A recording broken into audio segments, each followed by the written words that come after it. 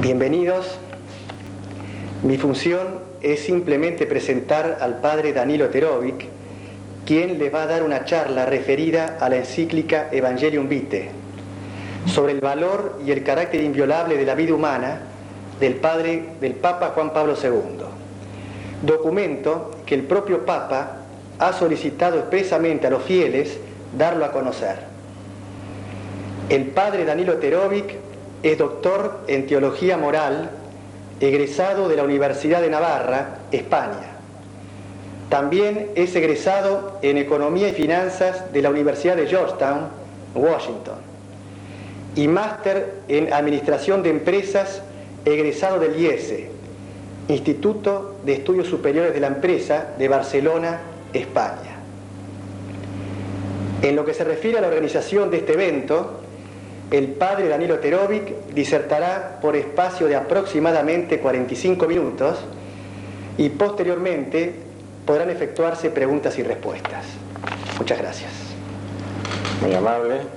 Bueno, agradezco mucho la invitación que me han hecho para hablar sobre la encíclica Evangelium Vitae. Y lo primero que quería decir es, basta que la vean en la edición de la Oficina del Libro de la Conferencia Episcopal, podrán ver que tiene casi 200 páginas. Esto yo no lo puedo explicar en una conferencia de un poco más de media hora. Lo que haré será presentar una introducción a la lectura, que espero que les sea útil, pero que de ninguna manera les va a eximir de su lectura. Es de una densidad, de una riqueza, de una variedad maravillosa este último documento del Santo Padre, y creo que lo único que podemos hacer en una conferencia breve es facilitar la lectura. Entonces, ¿qué es lo que pretendo hacer? Por un lado, haré, eso sí, un brevísimo resumen de unos minutos para que por los que todavía no hayan tenido la ocasión de leerla puedan más o menos hacerse una idea del contenido. Y luego trataré de llamar la atención sobre algo que podríamos llamar que es el método de trabajo y de presentación, de exposición que usa el Santo Padre, que es el enfoque cultural que da al tema de la vida. Porque si no, realmente no tendríamos toda la penetración que la encíclica tiene si no tuviéramos presente este aspecto. Luego trataré de fijarme un poco en lo que el Santo Padre hace al hablar de la dignidad de la persona humana. Porque detrás de esa palabrita, que a veces se ha usado de un modo, incluso se ha trivializado, muchas veces está en juego toda la concepción de lo que es el ser humano creado a imagen y semejanza de Dios. No es una palabra, digamos, de poca categoría o que simplemente es de un uso retórico. Si el tiempo diera, haré alguna alusión a un tema que al Santo Padre y a todos los cristianos y a los propios interesados que les puede tocar les preocupa mucho, que es el armazón que se está formando en la sociedad entre la democracia formal, que normalmente trata de favorecer el gobierno de una mayoría, o de legitimar, digamos, el gobierno de una mayoría, con el llamado relativismo moral, que viene a decir que todo es pactable, porque no existe la verdad en ningún aspecto. De modo que la unión de una democracia que sería un gobierno de la mayoría política del momento, con el relativismo moral, que da como licencias para hacer cualquier cosa con el ser humano, está engendrando lo que el Santo Padre llama una cultura totalitaria, en la cual está en peligro especialísimamente la vida humana y la dignidad de la persona humana. Y nosotros estamos viviendo en una sociedad que está rápidamente caminando en esa dirección, incluso acá en Argentina, porque hay toda una serie de elementos culturales que van perfilando este tipo de cultura totalitaria. Haré referencia a algunos libros ocasionalmente, a algunos autores, pero especialmente me referiré a la encíclica. Bueno, entonces, en primer lugar, un poco la presentación somera de la encíclica. Para los que no la hayan visto, está fechada el día 25 de marzo de 1995, es decir, el día de la Anunciación del Señor. Y el Santo Padre, que no lo desarrolla el tema, pero a mí sí me ha llamado la atención, en la introducción, al empezar el texto, empieza refiriéndose a la alegría de la Navidad, del nacimiento de una nueva vida, pero que es la vida de Dios que viene a este mundo.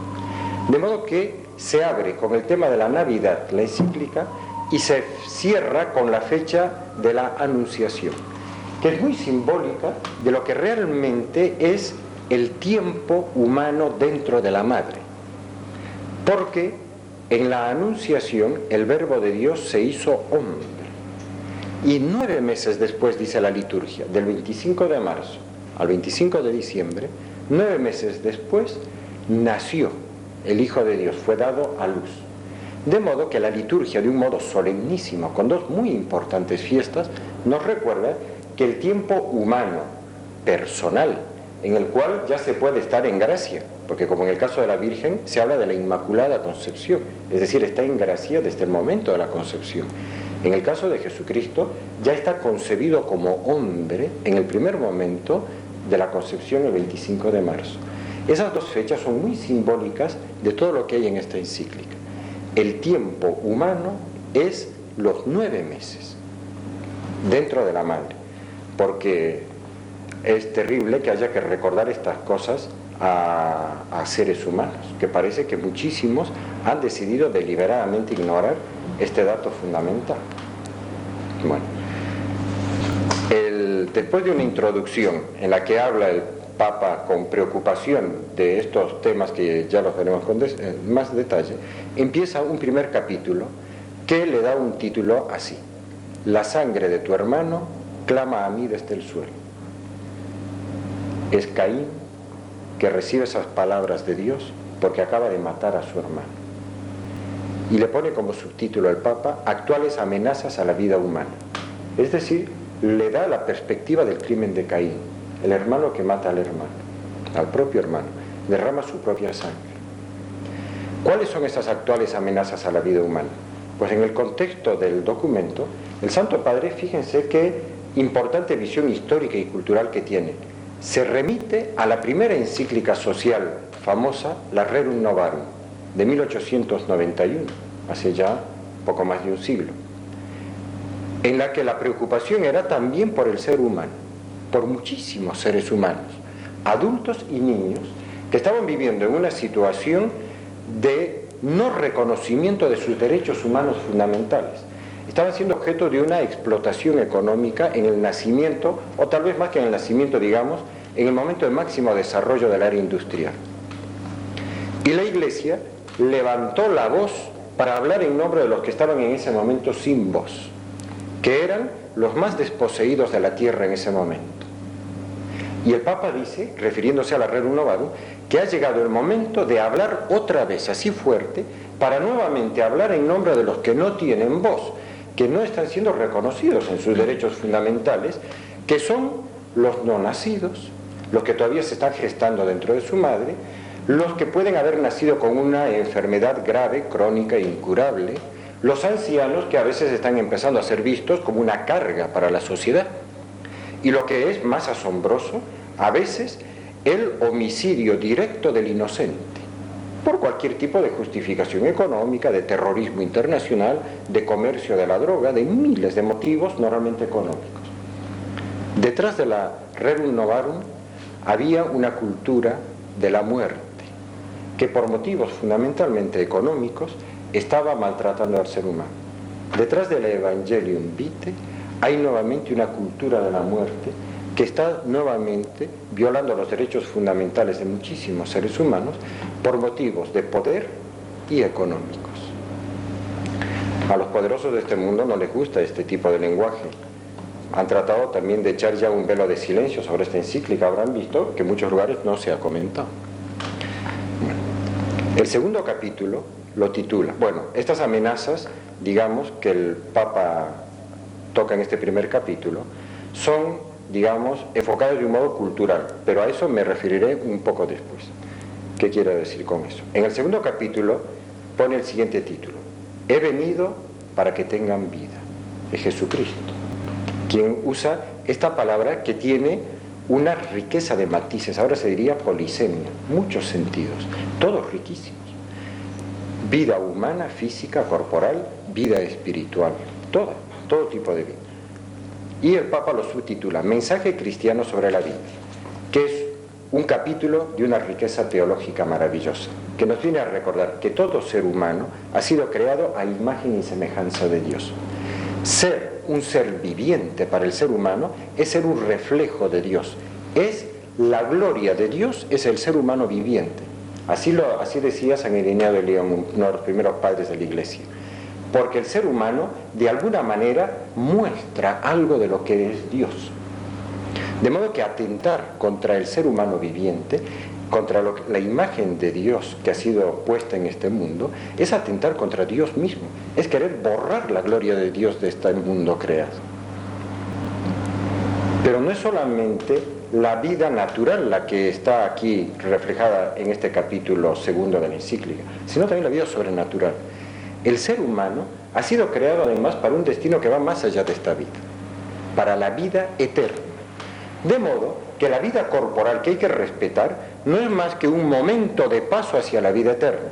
Pero sin esta vida corporal sería imposible el tránsito, esa Pascua, ese pasar al Padre. Hay un padre de la Iglesia que estaba a punto de sufrir martirio, San Ignacio de Antioquía, en los comienzos del siglo II, que decía que mientras lo llevaban a Roma para ser arrojado a las fieras, sentía una voz en su alma, que es lo que se llama una locución divina. Dios le hablaba y él escuchaba una voz en su corazón, que decía que era como una fuente de agua viva, que le decía: ven a tu Padre, ven a tu Padre. Realmente maravilloso ya como Dios les hablaba a estos grandes santos, porque el ser humano tiene vida en este mundo, pero solo para facilitar el paso a la otra vida, después de haber cumplido con algunos requisitos, que es vivir y amar, vivir en gracia, amar a Dios y al prójimo en esta vida, etc., ¿no? Toda la doctrina cristiana.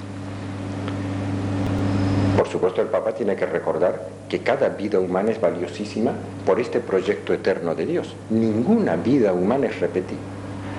Capítulo 3, terrible título: no matarás. Es el quinto mandamiento según el modo de numerar los que tenemos en la Iglesia, de las tablas que Dios entregó de la ley de Dios a Moisés.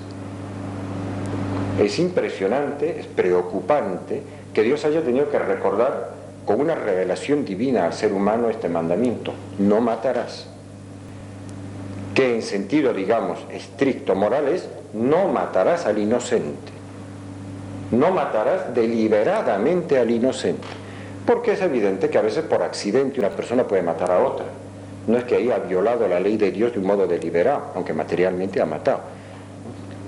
Puede matar en defensa propia a una persona que no es inocente en absoluto, que puede ser un agresor injusto, y una persona al defenderse a lo mejor mata al agresor. En ese sentido no es el agresor injusto. El no matarás especialmente se focaliza en el no matarás deliberadamente al inocente.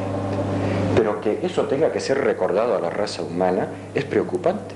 Dios ya lo hizo hace bastantes siglos antes de Cristo a Moisés, más de 1000 años tal vez antes de Cristo.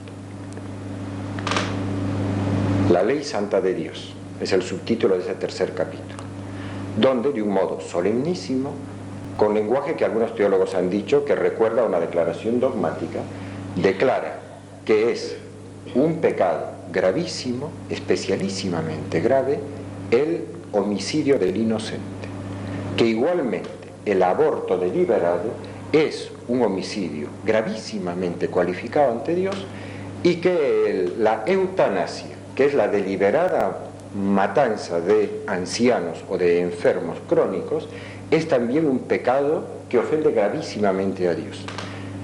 Por el modo de decirlo, por la solemnidad con que se lo dice, de ninguna manera se puede aceptar que haya excepciones en estos casos, que en algún caso la eutanasia puede estar bien, que el homicidio del inocente pueda ser aceptable en algunas circunstancias, o que el aborto, dadas ciertas circunstancias dolorosísimas, sea permitido o aceptable. Este modo solemnísimo descalifica totalmente cualquier relativización de sus palabras. Este tercer capítulo es muy fuerte. Y luego el cuarto, que es maravilloso, optimista, de lucha, como es el espíritu cristiano. Lo titula "A mí me lo hicisteis". Cuando uno cuida al pobre, al menesteroso, al necesitado, dice el Señor, cuando da un vaso de agua al sediento, dice "a mí me lo hicisteis". Él está identificado con el que necesita cuidados vitales. Y pone como subtítulo "Por una nueva cultura de la vida humana". Y nos empuja a celebrar la vida, a aceptar la vida y a tomar toda una serie de iniciativas muy variadas, muy ricas, para que se vea que los cristianos amamos esta vida natural y amamos la vida sobrenatural que nos espera, que nos preocupamos del prójimo y que bajo ninguna circunstancia pensamos que una buena solución es matar al prójimo de alguna manera, especialmente hipócrita, disimulándola a veces bajo la capa de hacer el bien a la humanidad, de crear una sociedad más racional, pero pensando que se puede matar. Bueno, he hecho un resumen un poco más largo del que había previsto, pero de todos modos creo que es necesario conocer el contenido de la encíclica. Después hay que leerla, ¿no? Ahora paso a la segunda parte, que ya es facilitar la lectura. Me traje, por una parte, pequeño guión que hice yo, y en segundo lugar, un artículo que se publicó en La Nación de Buenos Aires, que nos ayudará a enfocar este tema. Cuando el Santo Padre habla de las amenazas a la vida humana, dice que se ha ido perfilando en la sociedad una cultura de muerte que se enfrenta a una cultura de vida. Esto lo ha dicho muchísimas veces de muchas maneras. Lo había ya dicho de un modo muy fuerte en la gran reunión con la juventud en Denver, en Colorado, en Estados Unidos, que es donde de modo especial quiso utilizar este lenguaje, que ahora sale muchas veces en la encíclica. ¿Qué quiere decir el Papa con una cultura de vida y una cultura de muerte? Quiere decir algo muy parecido a otro vocabulario que también usa de vez en cuando, otra expresión, que es la ecología humana. Y tal vez nos va a ayudar a entrar en tema este concepto de ecología de la cultura. Sabemos que esta ciencia que actualmente se está desarrollando, y con muchísima razón, la preocupación por el ambiente natural, la naturaleza. Uno de los elementos que configuran, digamos, la visión ecológica, que es una visión de totalidad de la naturaleza, es, por una parte, la comprensión de que todo está relacionado con todo en la naturaleza. El agua, el aire, las plantas, los animales, los productos humanos, todo influye en todo. Primer elemento. Segundo, que todos los elementos son influidos por los demás. No hay ningún elemento en la naturaleza que pueda, digamos, vivir saludablemente en un entorno que ha sido dañado, que es maligno. De modo que todos los elementos son influidos para vivir bien o para vivir mal, e incluso hasta morir en el ambiente, en la naturaleza, según lo que esté ocurriendo. Bueno, pues el Santo Padre ha utilizado esta expresión. Fíjense, en una encíclica anterior, en la Centesimus Annus, en el número 38, decía: mientras nos preocupamos justamente de preservar los hábitats naturales de las diversas especies animales, nos esforzamos muy poco por salvaguardar las condiciones morales de una auténtica ecología humana. El hombre es para sí mismo un don de Dios y por tanto debe respetar la estructura natural y moral de la que ha sido dotado. Habla en estos términos: hay una estructura natural y moral que es parecido o análogo al mundo de la naturaleza, y es el hábitat, es decir, el lugar en el que el hombre puede vivir bien o puede llegar a morir. Por cierto, poco antes de esta encíclica se produjo la reunión convocada por las Naciones Unidas en el Cairo, que recordarán, donde se habló mucho sobre la cultura humana y donde muchísimas voces, que realmente eran mayoritarias, exigían en nombre de la democracia el derecho al aborto. Y en el fondo, aunque no lo decían con toda claridad, se reservaban el derecho a los poderosos de este mundo a matar al débil, al inocente, al que molesta, al pobre, al subdesarrollado, al enfermo, en nombre de una especie de sabiduría, de ingeniería social. Después estaba convocada, después del Cairo, la reunión de Pekín, de Beijing, en la que las dos palabritas claves que están en discusión, simplemente lo digo para que se vea cómo ahora se trata de una cultura mundial, son si los derechos humanos son universales o no. Hay muchísimos países, muchísimos intelectuales y fuerzas políticas que quieren que en Pekín, al hablar sobre la mujer, no se hable más de derechos universales. De modo que ya no habría una garantía total para el ser humano cuando se hable de algún derecho humano. Solamente algunos grupos, algunas culturas tendrían esos derechos, otros no. Detrás que hay la cultura de la muerte. Y luego en Turquía en 1996 se hablará sobre, se llama el hábitat, es decir, el mundo en el que tiene que habitar el ser humano. Entonces está muy lejano, ya veremos en qué terminará esa reunión. Pero el Santo Padre, entre los elementos que forman la ecología humana, es decir, la cultura en la que vive todo ser humano, destacaba en la encíclica Centesimus Annus lo siguiente, es decir, la Iglesia no tiene modelos para proponer.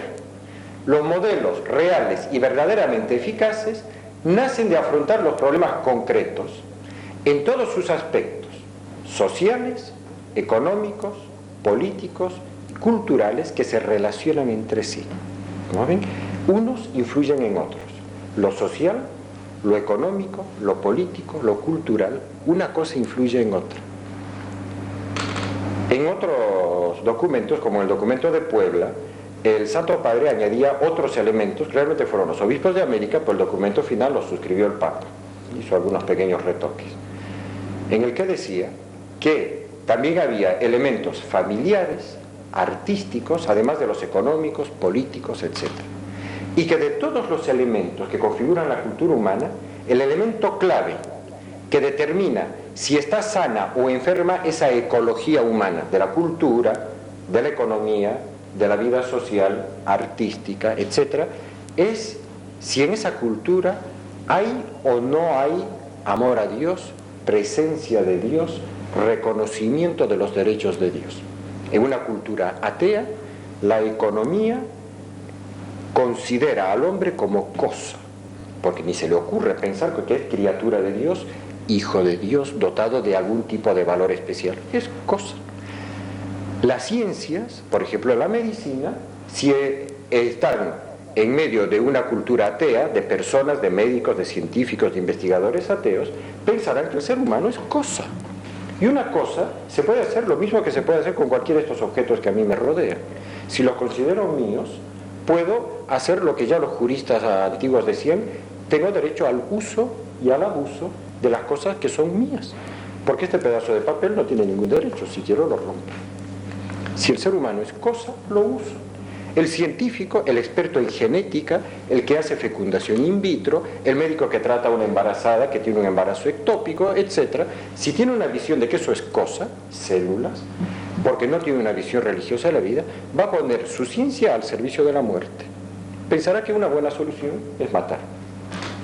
El jurista y el diputado y el senador y el presidente de la República, si son ateos, pensarán que al científico hay que darle la razón en esta su visión de la vida, y por lo tanto el mundo jurídico y político se pondrá al servicio de esa visión de muerte, o pensar que en algunos casos se puede matar. Y además resultará que los académicos, los profesores universitarios, los que dan clases, más los periodistas que divulgan todo eso, si están empapados de una cultura atea en la que Dios no existe en el horizonte de sus vidas, divulgarán, apoyarán y fomentarán este tipo de decisiones del mundo científico, del mundo económico, etc. Y los empresarios, por ejemplo, los farmacéuticos que se dedican, o los que tienen clínicas que viven, digamos, de de su trabajo, pero en sistemas empresariales que tienen que ver con la vida y con la muerte, especialmente la industria farmacéutica y médica, si tienen una cultura atea, pensarán que lo lógico es hacer un buen negocio con estas cosas que no están dotadas de una especial dignidad. Es una cultura de muerte, en el que todos los elementos contribuyen a configurar, todos se apoyan unos en otros, una mentalidad que piensa que matar al no nato a veces es bueno, que eliminar a un enfermo crónico que ha nacido malo con el síndrome de Down, lo mejor es matarlo. Como me decía un taxista hace unos días, charlando con él, que tenía 2 sobrinos que habían nacido con el síndrome de Down. Me decía, padre, ¿no es la mejor solución matarlos? Le dije, ¿qué edad tienen? 15, 16 años. Porque son un peso. Yo le decía, ¿y por qué no los matas vos? Entonces quedaba serio y seguía manejando. Porque, claro, es muy fácil decirlo, ¿no? Pero en el fondo, ¿quién no sabe qué es ser humano? Pero hay personas que si se les termina de borrar la visión religiosa de sus vidas, de que son criaturas de Dios, que tienen un destino eterno, si están bautizados, esas criaturas van a estar eternamente con Dios, pero por el momento tienen una misión en la tierra. Un chiquito con el síndrome de Down, bautizado en gracia de Dios, es un sagrario viviente, igual que en las iglesias está la Eucaristía, que hace presente a Cristo vivo. Un chiquito bautizado es un sagrario viviente que hace a la Santísima Trinidad presente en este mundo. Esas criaturitas son como pararrayos que nos protegen de todas las maldades que otros hombres adultos y muy sabios y muy cultos hacen. Son una bendición. Y sin embargo hay personas que dicen, vamos a matarlas, vamos a sacarlas de este mundo, cuando son una bendición. Y lo contrario también es verdad. Existe una cultura de la vida, dice el Papa. ¿Cuál es la cultura de la vida? Aquella